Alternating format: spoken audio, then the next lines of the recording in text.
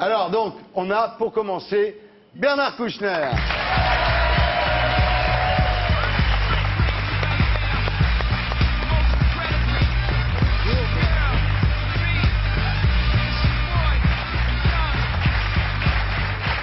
Bonsoir Bernard. Bonsoir Thierry. Alors Bernard, comme vous savez, c'est une émission qui peut être à la fois très con et très sérieuse. Tout le monde en parle. Et on va commencer par un truc un peu sérieux, un peu grave qui s'est passé cet été. L'attentat contre l'ONU à Bagdad. D'abord, c'est un symbole parce que c'est plus seulement une attaque contre les Américains, mais contre le monde entier en fait, en attaquant l'ONU, non? Oui, c'était, comme on peut dire, comment peut-on dire, des sentinelles de la démocratie, des gens qui nous représentaient d'abord. C'est nous tous, les Français comme les autres, membres des Nations Unies, qui ont été attaqués. Et c'est la démocratie qu'on a visée. Et la prochaine cible, hélas, je l'avais dit à l'époque, mais depuis ça s'est révélé vrai, et pas seulement parce que je l'avais dit, bien entendu, mais la prochaine cible serait, avais-je dit, les islamistes démocrates, les islamistes tolérants, et c'est ce qu'on a fait à Nadjaf en tuant encore plus de fidèles à la sortie de la prière, et surtout l'imam, l'ayatollah Bakr Hakim, qui était un homme de démocratie et de tolérance. Je crois, Bernard, que je connaissais très bien, avec qui j'avais longuement dialogué, et d'ailleurs s'était souvent coupé dans les discours qu'on entendait de lui. Bien sûr, il disait il faut que les Américains un jour s'en aillent, et au plus vite, mais ce sera en ayant établi des élections, un pluripartisme, et avec pour but la démocratie, une démocratie pour les Irakiens. Alors, disparition donc de Sergio Vieira de Mello, Nadia Younes, Jean-Selim Kanan et Fiona Watson, tous vos amis. Sergio de Mello, vous l'avez rencontré il y a longtemps à Genève, en 71, quand vous êtes allé présenter Médecins sans frontières au comité de la Croix-Rouge. Et nous étions rencontrés là, et depuis nous ne sommes pas quittés. Et la dernière fois que vous l'avez vu, c'était en 2003 à Genève, et vous vous êtes dit take care, parce que c'était votre façon à vous. Sergio, on en parle beaucoup parce que c'était la figure de proue. Mais Jean-Selim Canaan, que j'appelais mon fils, et qui avait 30 ans, et qui venait d'avoir un bébé, qui a maintenant 1 mois, qui s'appelle Mathias Selim. Et lorsqu'on a enterré Jean-Selim, qui avait la nationalité française, entre autres, c'était évidemment à l'église Saint-Julien-le-Pauvre très émouvant. Et à un moment donné, son fils qui était là, qui avait 3 semaines, a poussé un grand cri. Et ce petit garçon qui a crié dans l'église, c'était la vie qui revenait.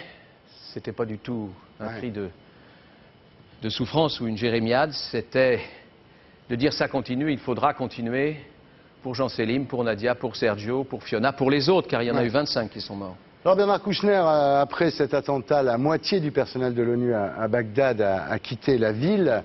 Et puis à ce moment-là, les Américains donnent l'impression d'avoir besoin de l'ONU, mais malgré tout en dirigeant l'ONU sur place. C'est-à-dire ils ne veulent pas laisser le pouvoir à l'ONU, ils veulent se faire aider par l'ONU. Est-ce que vous croyez que c'est possible?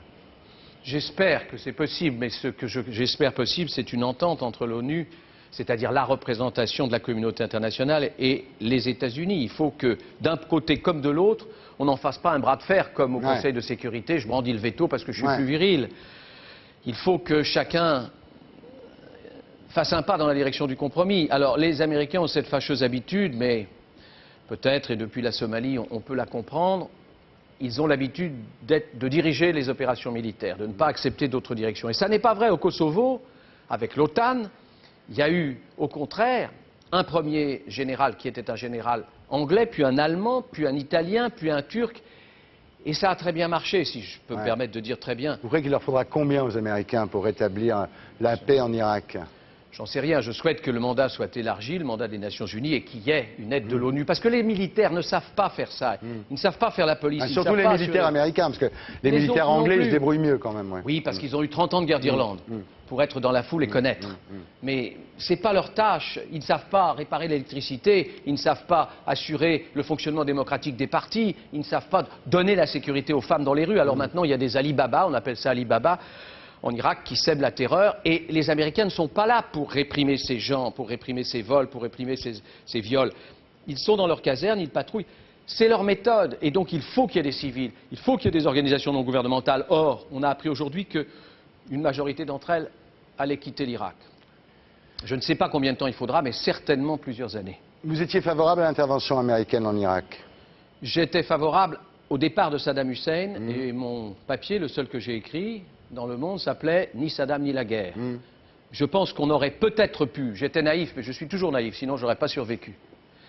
Et je pensais que toute la communauté internationale pouvait faire pression avec, évidemment, le déploiement militaire qui de toute façon était déjà en route, le déploiement militaire américain pour que Saddam s'en aille et qu'on évite la guerre. Si on avait dû la faire, au moins l'aurait-on fait tous ensemble au nom des valeurs démocratiques. Ouais. En tous les cas, votre concept du devoir d'ingérence en prend un mauvais coup, là, parce que le résultat n'est pas brillant, quand même. C'est bientôt la guerre civile en Irak. Non, la guerre civile avait lieu avant. Ouais. Les assassinats de masse avaient lieu avant et personne ne s'en inquiétait. Je me méfie des gens qui disent maintenant c'est le chaos, alors qu'ils ne disaient rien contre le chaos de Saddam, qui a fait apparemment, je vous le dis, non pas 500 000 morts seulement, mais apparemment des millions. Alors, vous étiez représentant de l'ONU au Kosovo pendant 2 ans. Est-ce que vous iriez à Bagdad remplacer Sergio de Mello? Personne ne me le demande, contrairement à ce qu'on lit dans la presse, et personne ne me parle. Moi, j'ai parlé à Kofi Annan, bien sûr, mais si on me le demandait, je le ferais, sans doute. Ça dépend des conditions du mandat. Si c'est pour ne rien pouvoir faire et être caché et protégé, non, je ne le ferai pas. De toute façon, personne ne me le demande. C'est une réaction. Mes amis sont morts. Si je n'y allais pas, je ne serais plus rien, à mes propres yeux d'ailleurs. Mais personne ne le demande. Bien. Alors, Bernard Kouchner, en revanche, en France, ça marche très fort, si ça ne marche pas trop à l'ONU.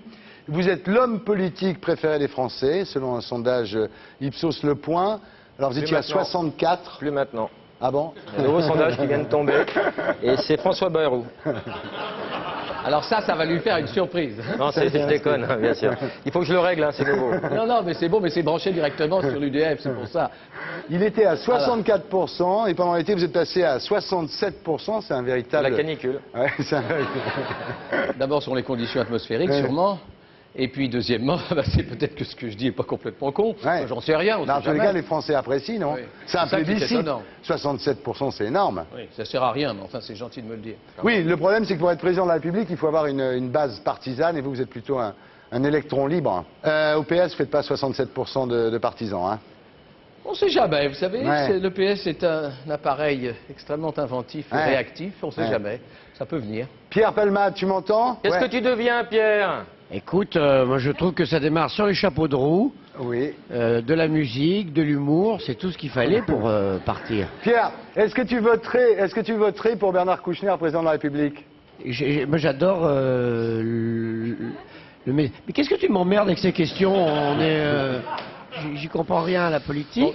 Bon, il ne le fera pas. J'adore le médecin. Allonge-toi, Pierre. Bien, donc au PS, faites pas 67% quand même, Bernard Kouchner, là. Hein. Je ne pense pas.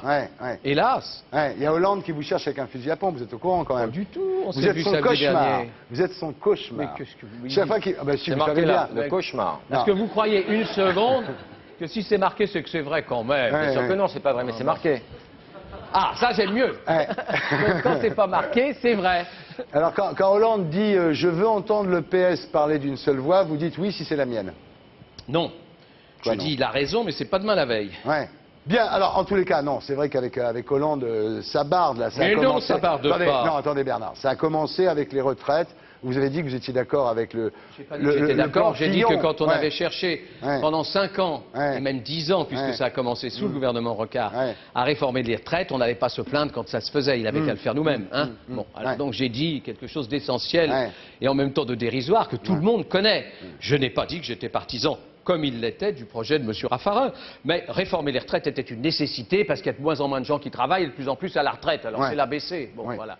Mais on aurait pu faire mieux. Ça énerve les socialistes quand vous dites ça. Non, on aurait pu le faire mieux, surtout si nous l'avions fait nous-mêmes. Et d'ailleurs, dans le programme de Jospin, s'il avait été élu, eh bien, il y aurait eu la réforme. Il y avait comme proposition la réforme des retraites. Alors, il y a Fillon, déjà, vous êtes un petit peu d'accord avec lui, ça énerve les socialistes. Beauvais, vous dites que c'est du populisme, du poujadisme, de la démagogie, ce qui énerve aussi, évidemment, les gens de gauche. Je ne dis pas ça complètement. Je dis que les réponses sont souvent démagogiques, mais que les questions...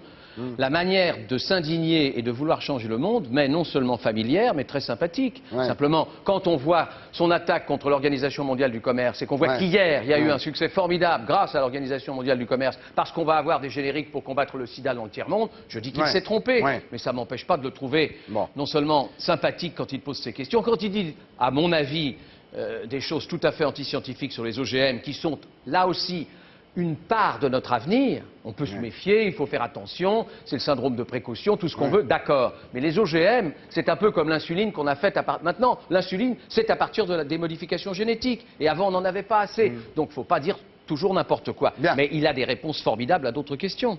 Et puis à la canicule, alors là vous avez fait fort. D'abord vous dites le gouvernement ne peut pas changer la température, la chaleur, c'est pas la faute du gouvernement. Non, Premier ça c'est temps. vrai. Bon. Ça paraît Ensuite vous évident. dites jouons pas au fanfaron, aurais-je fait mieux? Oui, parce que... C'est vrai, non mais attendez, c'est vrai que vous auriez peut-être pas fait mieux, mais en même temps, quand on est dans l'opposition, dire en parlant du gouvernement qui est en place, aurais-je fait mieux, ça aide pas l'opposition Moi, mon à laquelle raisonnement, on appartient. Oui, d'accord, mais mon raisonnement, c'est pas l'opposition. Quand il s'agit de santé publique, c'est pas opposition-majorité. Ouais. C'est d'essayer de faire la vérité et d'essayer d'améliorer, si ça se reproduisait, notre système. finalement. Alors attendez, il n'y avait rien de prévu. C'est-à-dire que nous n'avions pas, moi je ne suis pas responsable, hein. Je ne suis pas ministre. Il y en avait un, il y avait une direction générale de la santé, il y avait des agences. Personne n'a prévenu pourquoi. Parce que nous ne suivons pas les courbes de température dans la santé publique. On suit les courbes de température quand ça se traduit par des maladies. Et l'hiver, quand il ferait froid, on suit les pneumonies, les grippes, etc. Je vous parle pas de ça. Là, là, rien n'était prévu et donc il n'y avait pas d'indicateur. Sans doute vous n'auriez pas mieux réagi, mais le fait de le dire, quand on est dans l'opposition, le fait de dire j'aurais pas fait mieux, c'est pas Mais sympa. attendez, est-ce que vous me demandez de mentir parce qu'on est dans l'opposition ? Moi, je ne le fais pas. Mais j'ai dit aussi que j'aurais agi différemment. J'ai dit aussi qu'il y avait une responsabilité. J'ai dit que sans doute les réactions avaient été lentes. Et j'ai dit très clairement que c'était un problème social et que c'était M. Fillon. Et qu'en effet, le gouvernement avait coupé les crédits des personnes âgées et que ça, c'était scandaleux. La seule chose que vous avez reproché finalement au gouvernement, vous dites Mattei aurait dû aller à la télévision pour dire faut faire boire les vieux. Voilà. Surtout aller s'inquiéter dans les maisons et partout du sort des personnes âgées. C'est ça qu'il aurait fallu faire car il était trop tard. Cette crise humanitaire devait se traduire par une réaction humanitaire, c'est-à-dire sociale, collective de la France. Et je pense qu'il aurait fallu, au moment où on l'a découvert, aller demander de s'intéresser dans son immeuble et ailleurs. C'est une bonne idée. Oui, c'est vrai que s'il était venu à la télé en disant c'était pas un problème médical. faites boire les vieux, c'est sûr que... C'était un problème social. D'accord. Enfin, on vous a quand même un petit peu senti cet été, pas très loin du gouvernement Raffarin. Et on se demande finalement si vous n'avez pas des accointances avec ce gouvernement Raffarin. On dit que Jean-Pierre Raffarin vous demande votre avis dans les périodes difficiles. Est-ce que c'est vrai ça? Alors il les écoute pas. Ouais, non, c'est pas vrai. Non, c'est pas vraiment. Enfin, écoutez, j'ai vu des trucs dans la presse d'aujourd'hui incroyables. Ah ben il y a deux gouvernements qui... Oui. Dans l'Express, on dit, dans les indiscrets de l'Express, on dit que Jacques Chirac envisage de créer un ministère des crises et que vous êtes pressenti pour être ministre. Je l'ai appris tout à l'heure dans le petit salon où avec Pierre Palman nous nous allongions sur les divans. Oh là là, qu'est-ce qui se passe dans ce petit salon? Non mais attendez, vous croyez tout ce que vous lisez vous? Non, bah non. Sinon je me serais suicidé depuis longtemps. Kouchner, président! Kouchner, président! Kouchner, président! Ben ils sont tous là, hein. Non, alors on dit quand même Kouchner, c'est Brice Lalonde. C'est méchant ça. Pour qui? Est-ce que vous seriez prêt à participer à un gouvernement, disons pas Raffarin? Sauf en cas de danger national, bien sûr. Pour une union sacrée, vous êtes disponible? Bah, Brice Lalonde, c'est quand même danger national. C'est un danger national, Brice. Non, vous êtes très gentil. Non, plus sérieusement, Julien Drey a dit on ne peut pas être à la fois pour les Indiens et pour les cow-boys. Tiens, et ben voilà qu'il mène loin. Ouais. Voilà qui est une pensée politique que j'apprécie hautement. C'est bien, ça résume un tout petit peu tous les problèmes métaphysiques dont nous avons à comprendre l'importance. Les Indiens et les cow-boys. Bravo, bah, c'est une philosophie qui ne me convient pas. Bien. Est-ce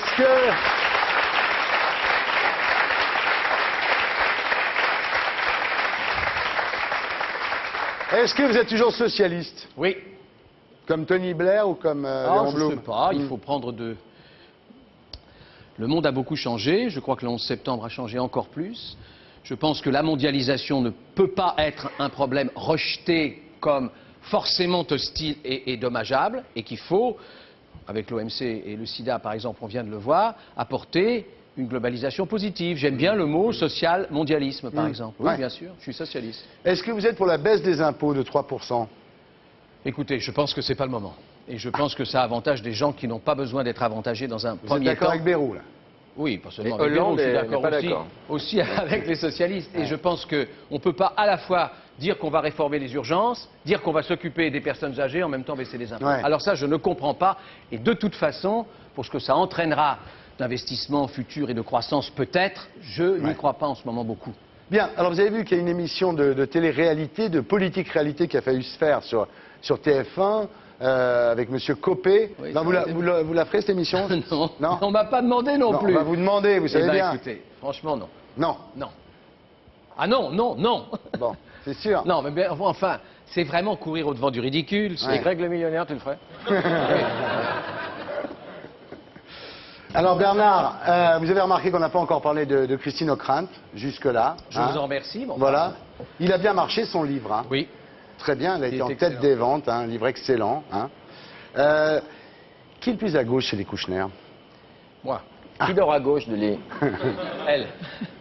Qui paye le plus d'impôts? Elle. Qui fait les courses? En tout cas, pas elle. Et moi, rarement. Qui couche ailleurs? Moi, j'ai un métier difficile. Qui reste plus longtemps sous la douche? Moi. Qui se savonne pendant des heures? C'est moi qui la savonne. Mais, je vois pas, franchement, je vois pas pourquoi ils applaudissent à un propos, même pas grivois. Magnéto, regarde. Qui prépare le petit déjeuner, Bernard? Moi. Ah, Ah oui, ben oui. tu vois Lio, c'est pas mal quand même. Hein. Il fait tout à la maison. C'est très bien. Qui est le plus soupe au lait des deux? Moi. Qui allume la télé pour regarder Tout le monde en parle? Christine.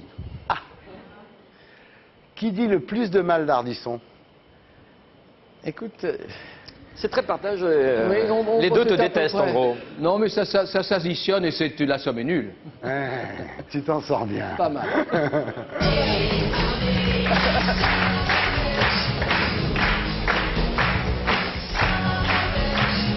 Frédéric, vous vouliez poser une question? Combien de fois par mois accomplissez-vous le devoir d'ingérence dans Christine? Il envoie l'ONU. Il est pas... Il en a-